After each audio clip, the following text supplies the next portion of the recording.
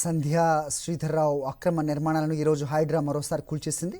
FCI లేఅవుట్లో రోడ్లను పూర్తిగా కబ్జా చేసి నిర్మాణాలు చేపట్టారని గతంలో హైడ్రాకు ఫిర్యాదు చేశారు బాధితులు. అయితే కొన్ని నిర్మాణాలను హైడ్రా అప్పట్లో కూల్చేసింది. హైడ్రా కూల్చేసిన లేఅవుట్లో తిరిగి నిర్మాణాలు చేపట్టాడు శ్రీధర్రావు. మళ్లీ బాధితులు కోర్టును ఆశ్రయించడంతో హైడ్రా మరోసారి కూల్చివేతలు చేపట్టింది.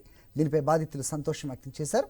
పాత లేఅవుట్ ప్లాన్ ప్రకారం బాధితులకు అప్పజెప్పాలని కోరారు బాధితురాలు రమ్య.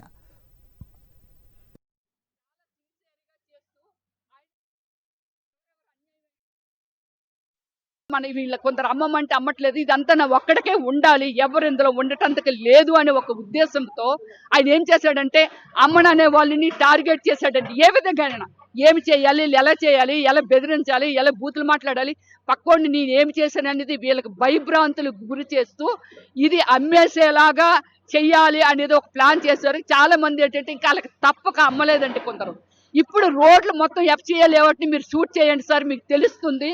మొత్తం రోడ్లని ఏమీ లేకున్నా ఆయనకి నచ్చిన విధంగా, అంటే గవర్నమెంట్ అండి, అంటే జిహెచ్ఎంసీ దీనికి సంబంధం లేకుండా ఆయనకి నచ్చిన విధంగా రోడ్లను ఫామ్ చేసుకొని 60 ఫీటా 40 ఫీట్ అయినా ఆయనకి నచ్చినవి చేసి మొత్తం అంతా ప్లే గ్రౌండ్ లాగా చేసాడు. అంటే మా ప్లాట్లు మేము ఐడెంటిఫై చేయకుండా చేసేసాడండి.